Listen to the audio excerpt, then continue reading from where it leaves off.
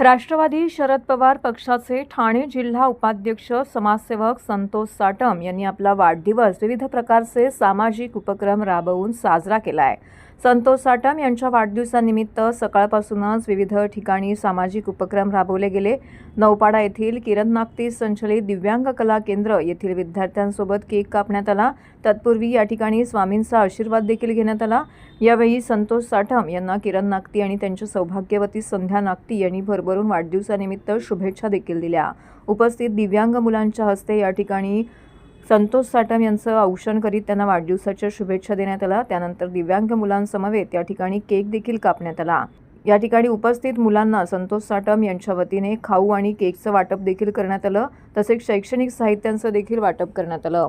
यामध्ये मुलांना आवश्यक असणाऱ्या साहित्यांचा समावेश करण्यात आला होता। त्याचबरोबर त्यांच्या मित्रपरिवारांनी देखील येथे उपस्थित राहून त्यांना वाढदिवसाच्या शुभेच्छा दिल्या। तर बीजेचे मुख्याध्यापक यांच्या मार्गदर्शनाखाली बीजे हायस्कूल शाळेमध्ये देखील या ठिकाणी त्यांचा वाढदिवस साजरा करण्यात आला। या शाळेतील विद्यार्थ्यांसमवेत केक कापून मुलांना खाऊ आणि शैक्षणिक साहित्य दिले गेले।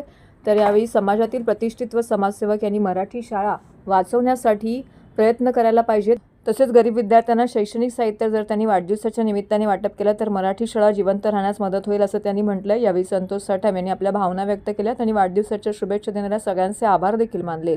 या प्रसंगी राष्ट्रवादी काँग्रेसचे ओळा माजीवाडा कार्याध्यक्ष अनिकेत कलमाने, व्यापारी सेलचे अध्यक्ष दीपक क्षत्रिय, आकांक्षा साटम, समाजसेवक विक्रम सिंग, अनिल राठोड, दिनेश बनवाल कुलकर्णी येथे उपस्थित होते।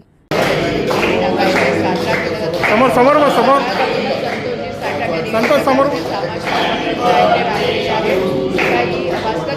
दिव्यांग कला केंद्रामध्ये शैक्षणिक साहित्याचं वाटप केल्यानंतर आता या ठिकाणी बीजे हायस्कूल शाळेमध्ये या ठिकाणी उपस्थित राहून आपण बघू शकतो शालेय मुलांसोबत यांनी आपला केक कापून वाढदिवस जो आहे तो साजरा केला आहे। शालेय वस्तूंचं वाटप आपण जर पाहिलं तर या ठिकाणी विद्यार्थ्यांना आणि आज त्याच पार्श्वभूमीवरती या ठिकाणी विद्यार्थ्यांना शिक्षणाचा हक्क आणि पूर्णतः शिक्षण घेता यावं याकरिता या ठिकाणी शैक्षणिक साहित्याचं वाटप जे आहे ते देखील केलं जाते। समाजातील गरीब घटकांसाठी नेहमीच मदतीचा हात पुढे सरसावणारे असलेले आपले संतोषजी साटम आहेत आणि आज त्यांनी आपला हा जो वाढदिवस आहे तो या ठिकाणी आपण पाहू शकतो। बीजे हायस्कूल शाळकरी मुलांना शैक्षणिक साहित्याचं वाटप करून साजरा केलेला आहे। काय नाही, याच्या आधी आपण स्वामी समर्थ मठांची तिथे गेलेलो, तिथे जिद्द मुलं होती त्यांना आपण वह्या वाटप, खाऊ, ड्रॉइंगची पुस्तकं वाटप केली।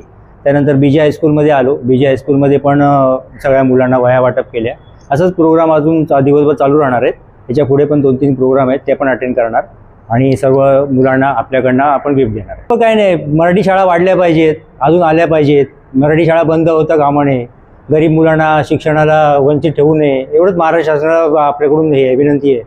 कारण आपण बोलतो एक ठिकाणी मराठी वाचवा, मराठी शाळा वाढवा, पण या ठाण्यामध्ये मराठी शाळा भरपूर कमी होत चालली आहे।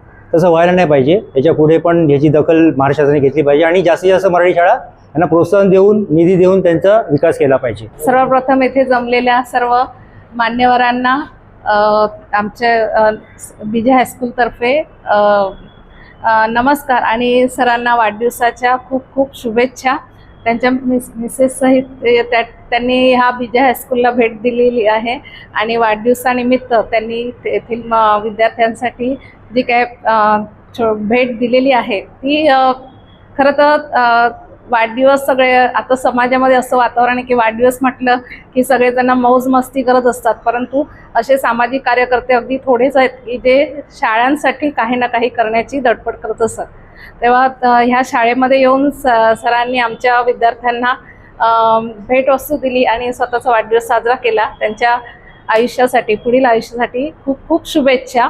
आणि मराठी शाळांबद्दल म्हणायचं झालं तर खरं तर हा दृष्टिकोन ह्या आपल्या समाजामध्ये रुजला गेला पाहिजे की वाढदिवस केवळ आनंदाने साजरा करण्याची गोष्ट नाही, तर आपण सामाजिक भान ठेवून ह्या ज्या आता मराठी शाळा बंद होण्यात आलेल्या आहेत तर त्यांच्या उद्धारासाठी, त्यांना हातभार लावण्यासाठी फुल ना फुलाची पाकळी करून सहकार्य केलं तर खरंच ह्या शाळा फुलतील, फळतील आणि मराठी शाळेतून बाहेर पडणारे विद्यार्थी हे काही तुम्ही बघाल समाजामध्ये खूप नावाजलेले, वरच्या पदावर गेलेले आहेत।